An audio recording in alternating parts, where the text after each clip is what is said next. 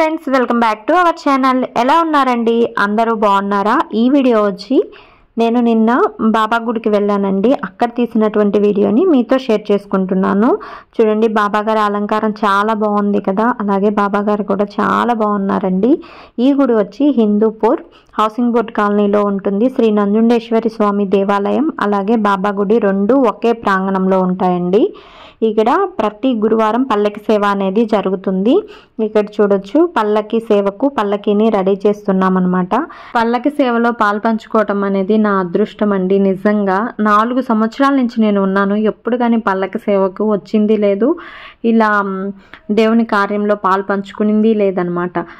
ఎందుకంటే పల్లకి సేవ అయిపోయాకనో లేదా ముందో వచ్చి స్వామివారిని దర్శించుకొని తర్వాత వెళ్ళిపోవటం అనేది జరుగుతుంది. కానీ నిన్న మాత్రం బాబా గారు నాకు ఆ అదృష్టాన్ని కల్పించారనమాట.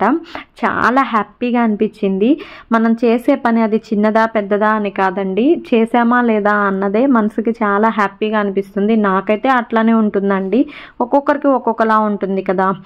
అబ్బా ఏముంది ఇందులో, ఈవిడ ఇంతగా ఫీల్ అవను అని అనుకోవచ్చు. బట్ నాకైతే చాలా హ్యాపీగా అనిపించిందండి ఆయన యొక్క సేవలో పాల్పంచుకోవడం అనేది. బాబా మందిరంలోనే దుని వేస్తారండి. దుని చుట్టూ 3 రౌండ్లు తిరిగేసి తర్వాత బాబా కాడికి వెళ్ళి దర్శనం చేసుకొని తీర్థప్రసాదాలు తీసుకొని అందరం వెళ్తామన్నమాట. ఇప్పుడు మనకి ఇంటి దగ్గర గుడి ఉండొచ్చు, పూజారి గారు బాగా పరిచయం ఉండొచ్చు, తెలిసిన గుడి అయి ఉండొచ్చు. బట్ దేవుని కార్యం చేయాలి అంటే, ఆయన మన చేత చేపించుకోవాలి అని అంటే, అది ఏ పనైనా దేవుని కార్యం చిన్నదా పెద్దదా అని కాదు. ఆ కార్యం చేపించుకోవాలి అంటే రాసి పెట్టుండాలనుకుంటానండి. ఎందుకంటే ఆయన ఎప్పుడు చేపించుకోవాలి అనుకుంటారో అప్పుడు మాత్రమే జరిపించుకుంటారనమాట. మనం ఎంత తెలిసినా ఎంత పలుకుబడి ఉన్నా కానీ ఆయన చిత్తంలో లేనిది మనం ఏం చేయలేమన్నమాట అని నేను అనుకుంటున్నానండి.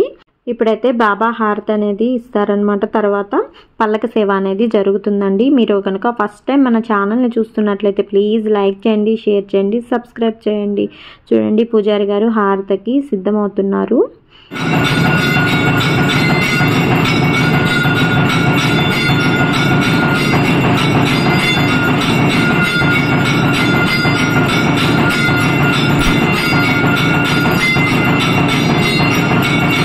హారతి స్వామివారికి ఇచ్చిన తర్వాత అందరూ హారతి తీసేసుకొని బాబాగారి పాదాలకి మొక్కునేసి తర్వాత తీర్థప్రసాదాలు తీసుకొని పక్కన ఉన్నారనమాట. పల్లకి సేవకు అందరూ వెయిట్ చేస్తున్నారనమాట.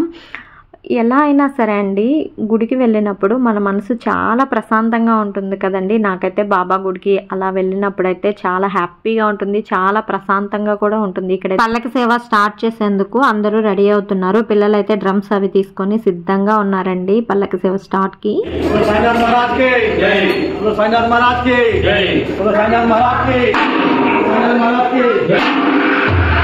ఇలా మేళాలతో బాబా పల్లకిని గుడి చుట్టూ 3 రౌండ్స్ వేసి తర్వాత లోపలికి తీసుకువెళ్ళి పెడతారండి.